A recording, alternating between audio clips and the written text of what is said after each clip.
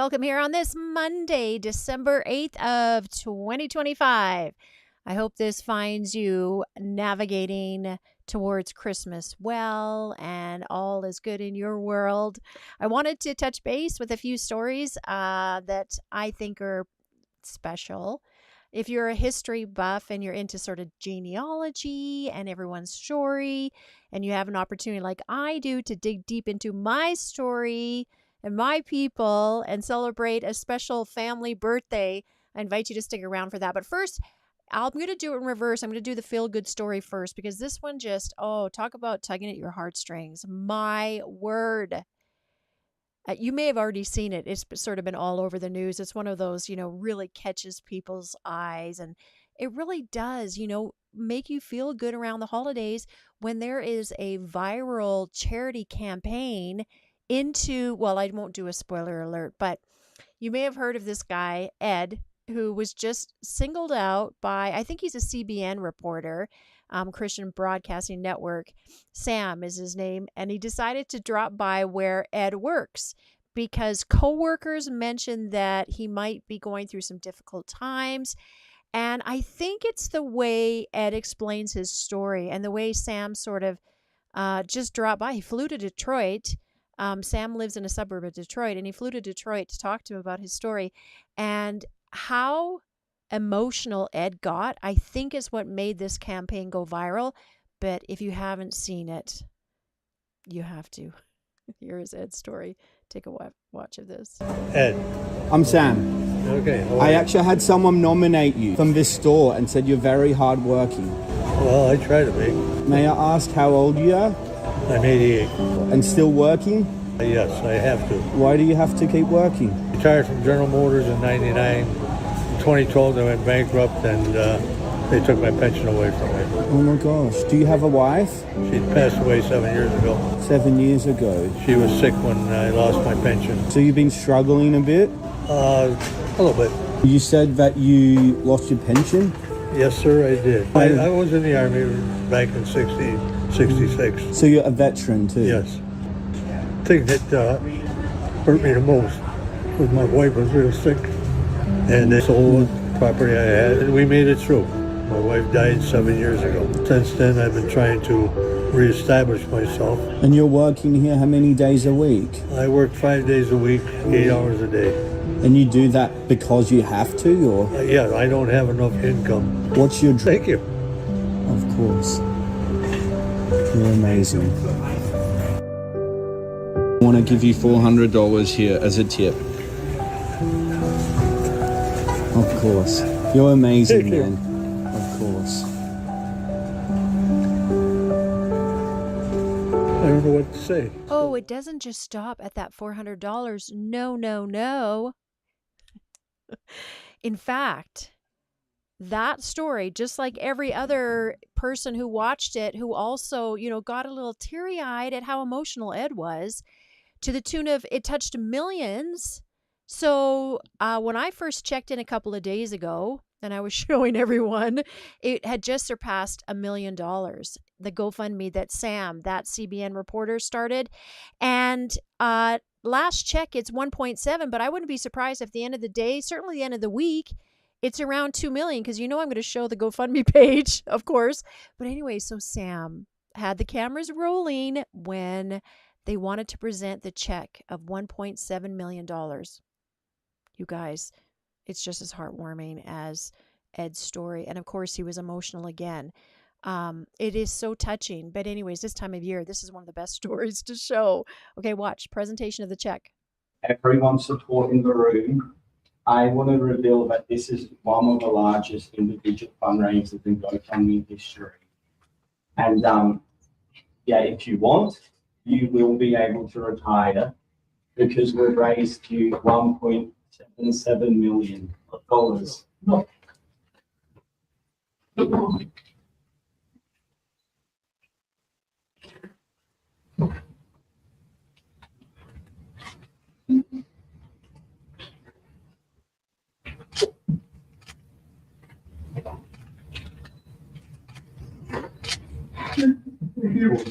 I know it's unbelievable and I can't believe it.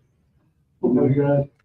It feels fake, I know, but it's completely real. So we're going to sort out, the best way to get this to you. GoFundMe's going to work with us. And Thank you. what does that mean to you? And to your family, right? It's something that and very grateful. So I did want to put up the GoFundMe page just so you guys, if you are so moved and you have a few extra bucks, here is the information. Sam, that CBN reporter, is the one who originally put it up. But my word, isn't that just incredible to watch? The amount of gratitude that Ed has, I think that's what made everyone want to pitch in and help. Okay, here are the details. Okay.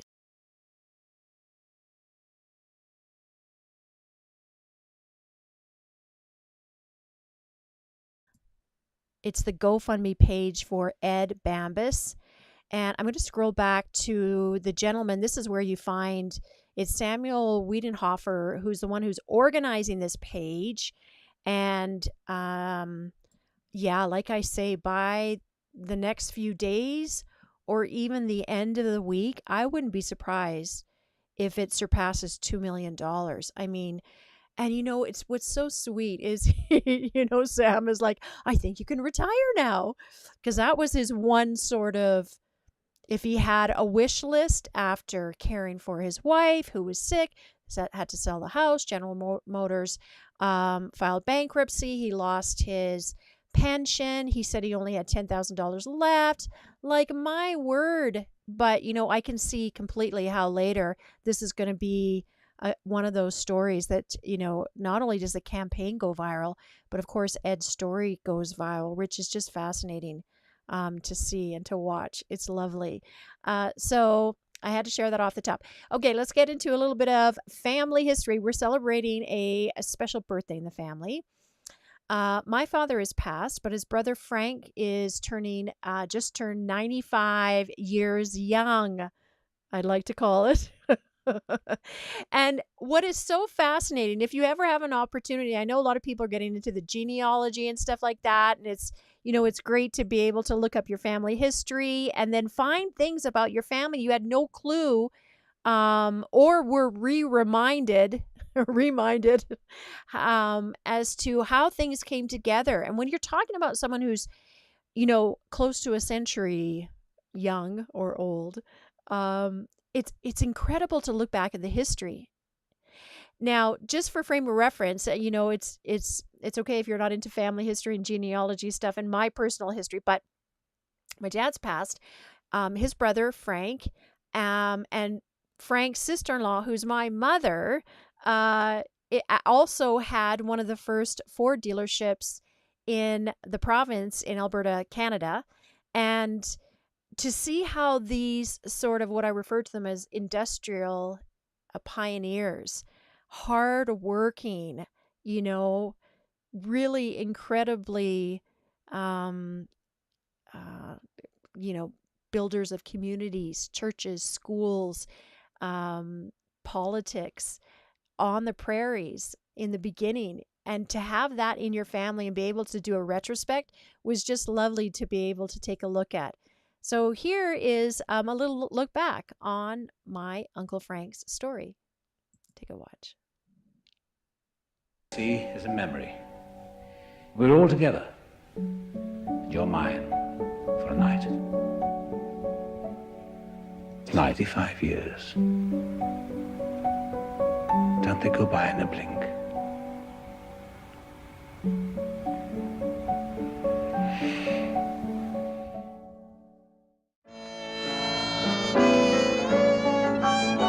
Frank Stanley Polanski is born the year Canada enters the Great Depression, on the heels of the 1929 stock market crash. Richard Bedford Bennett is taking over as Prime Minister, succeeding William Lyon Mackenzie King. The popular dance band Guy Lombardo and his Royal Canadians are all the rage. Waltz, and here is Around the World in 80 Days. On radio, of course, Frank is well into his teens before TV is even on the scene. When you put it this way, it's hard to imagine. Frank's born a decade before World War II even begins, and at least 2 decades before TV started trickling into some homes. He was born on a cold winter day in early December in the family's 2-room home, the beginning of nearly a century of life ahead, and the first of many childhood years on the farm. Looking back, Frank says growing up during the Great Depression and World War undoubtedly had an effect on him as a child, with hardships, scarcities, and rationings part of everyday life. Life on an Alberta farm was far from easy back then, chopping firewood for the wood stove, heating stones for quilts to keep warm during harsh winters. But Frank says there was a kinship with others experiencing the same challenges. It's all relative. Not call them difficult times. They were not called them difficult times. They were normal because everybody was in the same boat. Normal because everybody was in the same boat. When more cars like the family's Model T Ford first started appearing as a means of transportation, drivers were forced to put them up on blocks for 6 months of the year. Took the air out of it, all plugged up with snow. There was no snow removal. So you were without an automobile for 6 months. So you used the natural facilities of a horse and buggy or a horse and sleighs. Frank, well into early adulthood, was learning English, a challenge that began when he first started school at Jack Pine Grove, a walk that took 45 minutes each way.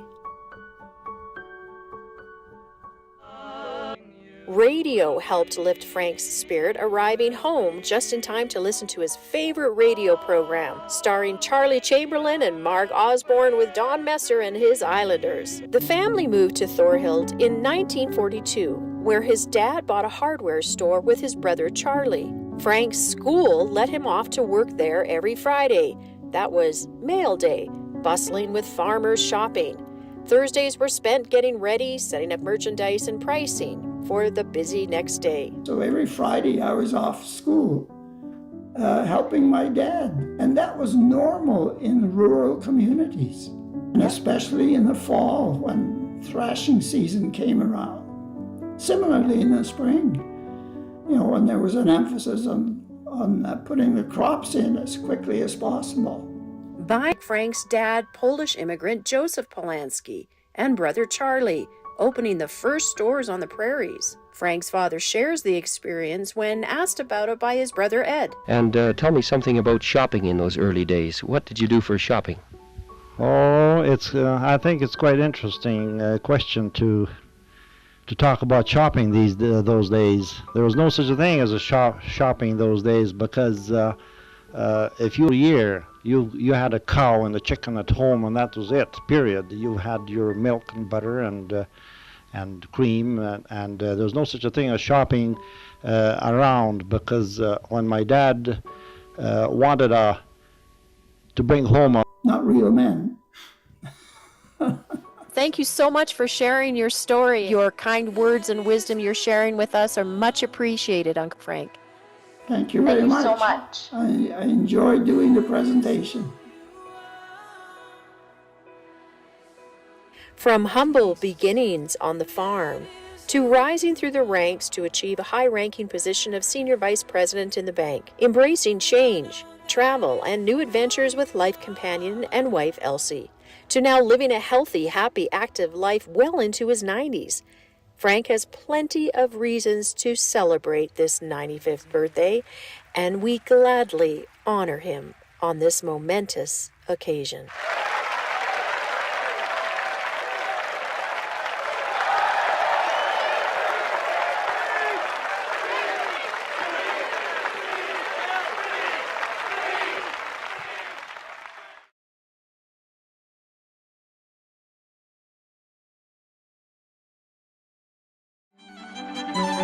What's the next line to that song, Uncle Frank? We're back in the saddle again. How does it go? Are you going to make me Google it? Stand by 1 minute. I have someone sawing outside here, so I'm going to close my window because you can hear it in the background. So. I'm back in the saddle again, out where a friend is a friend. She's put a different spin on it, Right. And you like it. and I like it. That's good. You're still in question 7, correct? Yeah, the changes in the banking industry. Not real men. Your kind words and wisdom you're sharing with us are much appreciated, Uncle Frank. Thank you very much. so much. I enjoyed doing the presentation.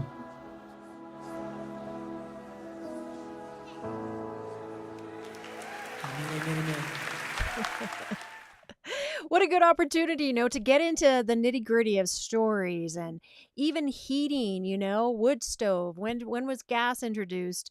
All of the hardships from back then, you know, the conveniences that we take for granted.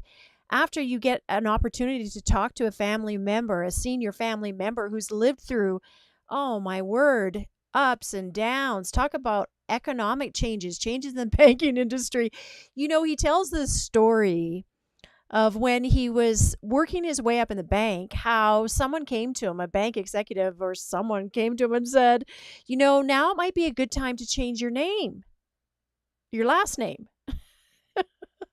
I guess in Canada they called it anglicization or something. So it filed this under the more things change, the more they stay the same. I said, that happened to me. The same thing happened to me. Of course, in the U.S., it would be Americanization.